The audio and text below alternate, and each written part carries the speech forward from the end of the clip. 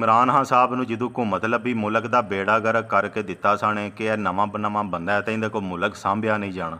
ਲੇਕਿਨ ਉਹ ਇਹ ਗੱਲ ਭੁੱਲ ਚੁੱਕੇ ਸਨ ਕਿ ਜਿਹੜਾ ਈਮਾਨਦਾਰ ਹੁਕਮਰਾਨ ਹੁੰਦਾ ਨਾ ਅੱਲਾਹ ਤਾਲਾ ਉਹਦੀ ਦੁਆ ਕਬੂਲ ਕਰਦਾ।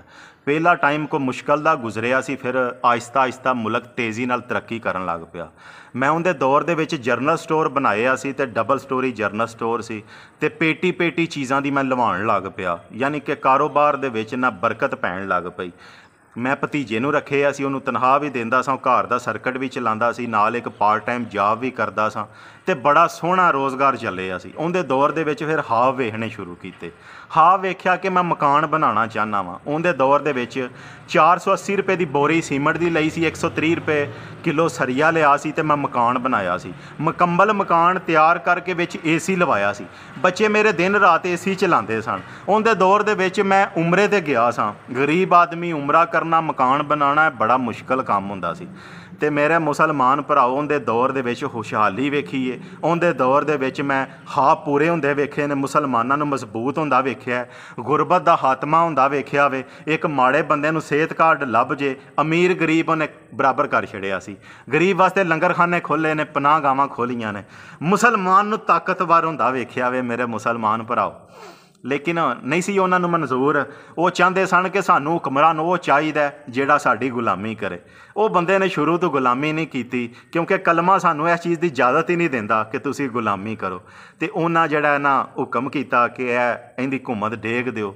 ਉਦੋਂ ਬਾਅਦ ਫਿਰ ਅਸਾਂ ਨੁਕਸਾਨ ਕੀ ਵੇਖੇ ਨੇ। ਉਹ ਆਂਦਾ ਸੀ ਕਿ ਮੈਂ ਬਰਦਾਸ਼ਤ ਕਰ ਲਾਂਦਾ, ਲੇਕਿਨ ਤੁਹਾਡੇ ਕੋਲ ਬਰਦਾਸ਼ਤ ਕੋਈ ਨਹੀਂ ਹੋਣਾ।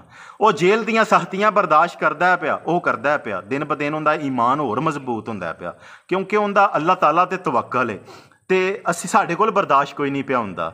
ਮੇਰੀ ਨੌਕਰੀ ਵੀ ਟੁਰ ਗਈ ਹੈ, ਜਰਨਲ ਸਟੋਰ ਵੀ ਟੁਰ ਗਿਆ, ਡੇਰੇ ਵਾਲੀ ਜ਼ਮੀਨ ਵੀ ਟੁਰ ਗਈ ਹੈ, ਅਤੇ ਇਹ ਕੈਵਰੀ ਲੈ ਕੇ ਅਤੇ ਉਹਦੇ 'ਤੇ ਮਜ਼ਦੂਰੀ ਕਰਨਾ ਪਿਆ। ਲਾਇਸੈਂਸ ਰੀਨਿਊ ਕਰਵਾਈ ਦਾ ਸੀ, ਅੱਗੇ 2-3 ਹਜ਼ਾਰ ਲੱਗਦਾ ਸੀ ਉਹਦੇ ਦੌਰ ਦੇ ਵਿੱਚ, ਹੁਣ 10,000 ਰੁਪਈਆ ਦਿੱਤਾ ਵੇ।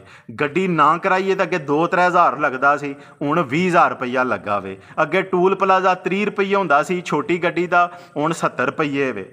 ਮੇਰੇ ਮੁਸਲਮਾਨ ਭਰਾਓ, ਅਸਾਂ ਜਿੰਨੀ ਦੇਰ ਤੱਕ ਸਾਨੂੰ ਸਾਰੀਆਂ ਪਤਾ ਵੇ, ਜਿਹੜੇ ਲੋਕ ਉਹਨਾਂ ਨੂੰ ਸਪੋਰਟ ਕਰਦੇ ਨਾ, ਜਿਹੜੇ ਹਕੂਮਤ 'ਚ ਬੈਠੇ, ਉਹਨਾਂ ਨੂੰ ਵੀ ਪਤਾ ਇਮਰਾਨ ਹੱਕ 'ਤੇ ਵੇ, ਲੇਕਿਨ ਉਹਨੂੰ ਆਉਣ ਨਹੀਂ ਦਿੰਦੇ। ਕਿਉਂ ਨਹੀਂ ਆਉਣ ਦਿੰਦੇ? ਉਹ ਆਂਦਾ ਵੇ ਕਿ ਜਿਹੜਾ ਤਾਕਤਵਰ ਹੈ ਉਹਨੂੰ ਮੈਂ ਕਾਨੂੰਨ ਦੇ ਥੱਲੇ ਲਿਆਉਣਾ ਵੇ, ਮੈਂ ਇਹਤਸਾਬ ਕਰਨਾ ਵੇ, ਮੈਂ ਅਮੀਰ ਗਰੀਬ ਵਾਸਤੇ ਕਾਨੂੰਨ ਨੂੰ ਬਰਾਬਰ ਕਰਨਾ ਵੇ। ਅਦਾਲਤਾਂ ਜਿਹੜੀਆਂ ਨੇ ਉਹ ਇਨਸਾਫ ਦੇਣ। ਇਹ ਚੀਜ਼ਾਂ ਜਿਹੜੀਆਂ ਨੇ ਇਹ ਮੁਸ਼ਕਲ ਨੇ। ਇਹ ਉਦੋਂ ਹੋਣੀਆਂ ਨੇ ਜਦੋਂ ਅਵਾਮੀ ਤਾਕਤ ਆਉਣੀ ਹੈ। ਅਵਾਮੀ ਤਾਕਤ ਉਹਦੇ ਕੋਲ ਹੈ ਵੇ, ਲੇਕਿਨ ਅਸੀਂ ਬੁਜ਼ਦਲ ਹਾਂ, ਅਸੀਂ ਡਰਪੋਕ ਹਾਂ।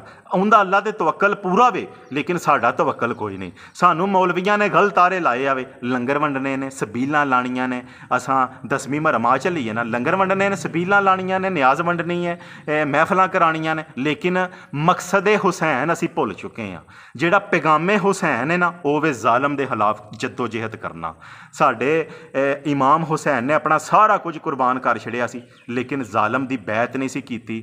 ਮੇਰੇ ਮੁਸਲਮਾਨ ਭਰਾਓ, ਪੈਗਾਮੇ ਹੁਸੈਨ ਹੈ ਹੀ, ਅਤੇ ਇਮਰਾਨ ਖਾਨ ਉਹਦੇ 'ਤੇ ਅਮਲ ਕਰਦਿਆਂ ਵੇਖਿਆ ਵੇ। ਸਾਨੂੰ ਵੀ ਉਹਦੇ 'ਤੇ ਅਮਲ ਕਰਨਾ ਪੈਣਾ ਵੇ, ਫਿਰ ਹੱਕ ਗਾਲਬ ਹੋਣਾ ਵੇ। ਪਾਕਿਸਤਾਨ ਜ਼ਿੰਦਾਬਾਦ।